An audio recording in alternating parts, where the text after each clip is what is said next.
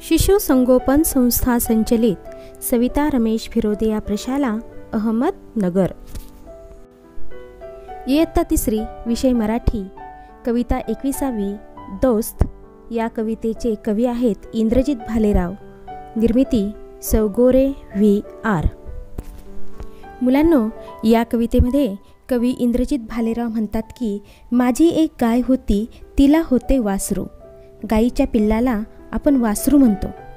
तोच माझा दोस्त होता। या ठिकाणी दोस्त या शब्दाचा समानार्थी शब्द आहे मित्र।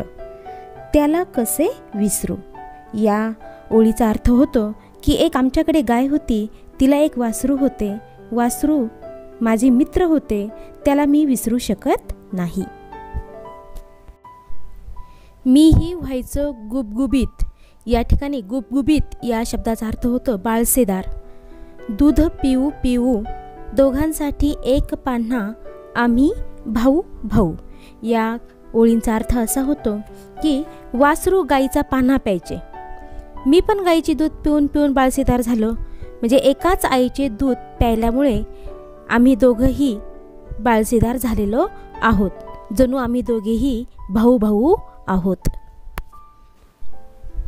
दूध पिऊन झाल्यावर तो वारा पिऊन उंडारला। उंडारला या शब्दाचा अर्थ होतो मस्ती करणे किंवा मनसोक्त उड्या मारणे। की माझा बाप पाठवायचा।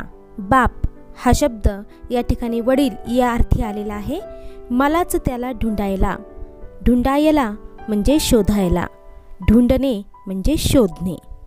या ओळीचा अर्थ असा होतो की दूध पिऊन झाले की वासरू वारा प्यायल्यासारखे उड्या मारीत, मस्ती करीत। मग माझे वडील वासराला शोधण्यासाठी मलाच पाठवायचे। आम्ही असे उंडारताना भिंगरीच्या पायाने, गाय पाहायची दोघांकडे सारख्याच मायेने। या ओळींचा अर्थ असा होतो की जशी भिंगरी भिरभिरते तसे आम्ही दोघेही रानोमाळ हुंदडायचो, बागडायचो। तेव्हा एकाच मायेने गाय आम्हा दोघांकडे पाहत राहायची।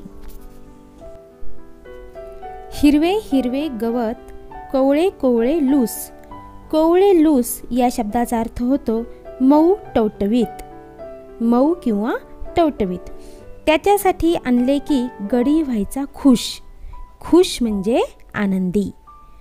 या ओळींचा अर्थ असा होतो की जेव्हा मी कोवळे कोवळे मऊ लुसलुशीत हिरवे गवत वासरासाठी घेऊन येत असे तेव्हा वासरू खूपच आनंदी व्हायचे। कोवळ्या कोवळ्या जिभेने अंग माझे चाटायचा, ओठावरचा फेस त्याच्या साय मला वाटायचा।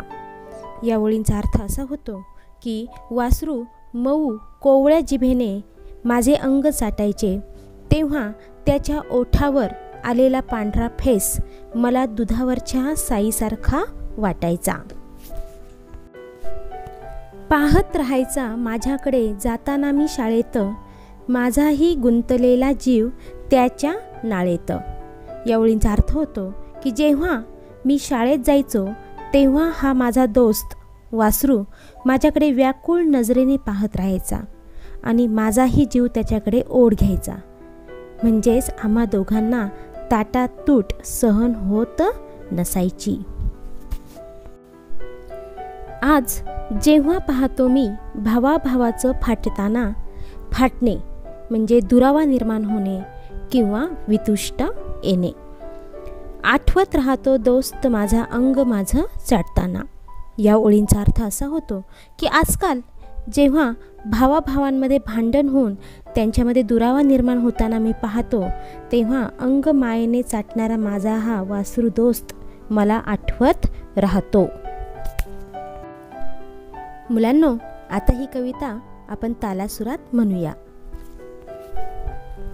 माझी एक गाय होती, तिला होते वासरू।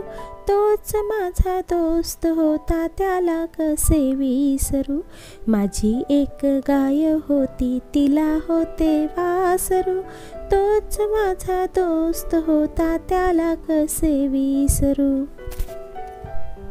मीही व्हायचं गुबगुबीत, दूध पिऊ पिऊ दोघांसाठी एक पाना आम्ही भाऊ भाऊ, मीही व्हायचं गुब गुबीत दूध पिऊ पिऊ.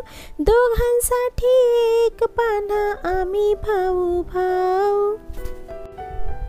दूध पिऊन झाल्यावर वारा पिऊन उंडारला की माझा बाप पाठवायचा मलाच त्याला ढुंडायला. माझी एक गाय होती तिला होते वासरू, तोच माझा दोस्त होता त्याला कसे विसरू. आम्ही दोघं उंटारताना भिंगरीच्या पायाने, गाय पाहायची दोघांकडे सारख्याच मायेने. आम्ही असे उंडारताना भिंगरीच्या पायाने, गाय पाहायची दोघांकडे सारख्याच मायेने.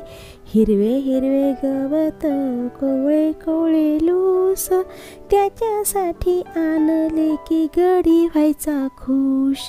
हिरवे हिरवे गवत कोवळे कोवळे लूस, त्याच्यासाठी आणले की गडी व्हायचा खुश.